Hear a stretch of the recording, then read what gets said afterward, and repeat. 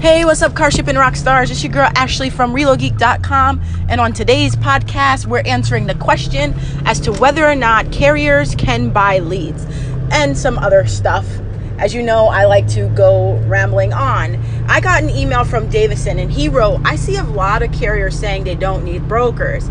Can carriers buy leads? And this is an excellent question because I get asked it so many times by so many of you guys. So if you're here for the short answer, the answer is yes. You can do whatever you want to do. That is completely up to you. Now, is it profitable for you to buy leads? I would say no. And here's why. As a carrier, you pretty much run a specific route. You need a bunch of cars in order to run that route. So if you have a 3-car trailer, you're going to want 3 full cars to go in that specific direction.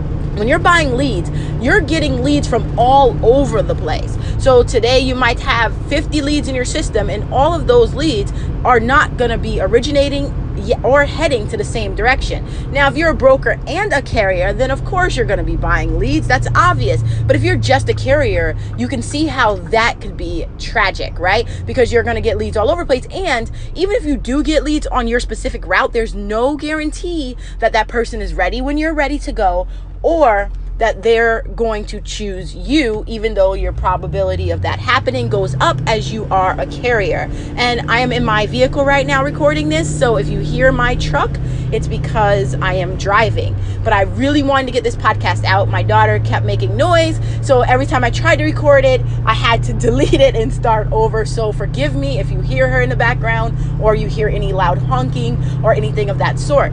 Now, there's another part of this question that I really, truly want to address, Davison, and that is the carriers not needing brokers. And the secret, carriers really don't need brokers.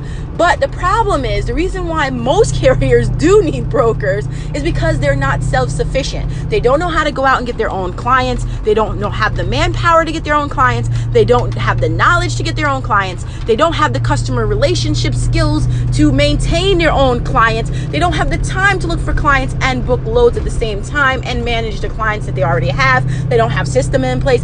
Should I stop now? Because I could keep going on and on why carriers should use brokers.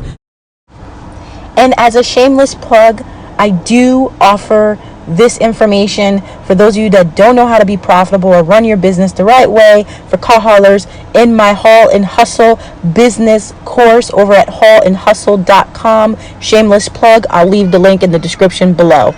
Now, obviously, I advocate for you as a carrier to do what you need to do to get away from depending on brokers. There may be slow times. Even the biggest of big companies sometimes have to rely on brokers.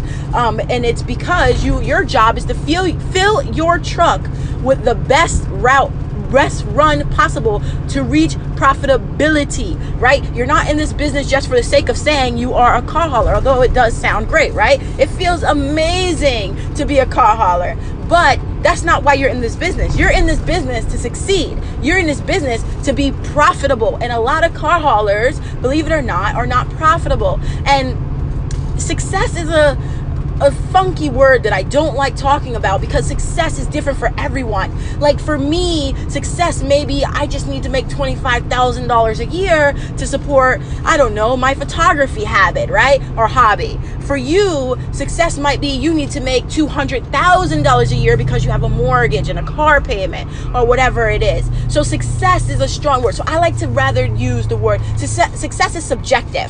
I prefer the word profitable because everybody needs to be profitable no matter what business you're in, right? Even if you are in the newspaper business and you're a beggar on the side of the street, you want to be profitable. You want to make sure that when you're out there begging, that you're getting your money's worth. And at the end of the day, your expenses, getting to the begging location, the amount of time your skin is exposed to the sun, all of those things, right, matters. You want to be profitable. So now, obviously, we're talking about car hauling here. So let's get back to the topic at hand. Do you need brokers? No, you don't need brokers. But I mean, if you're not doing it yourself, you should have brokers. And they're going to be your best friend, especially when you're starting out. Now, that leads to a whole nother question. And I don't want to make this podcast long because, as I said, I am driving. And as you can hear, probably my daughter is in the background making noise already.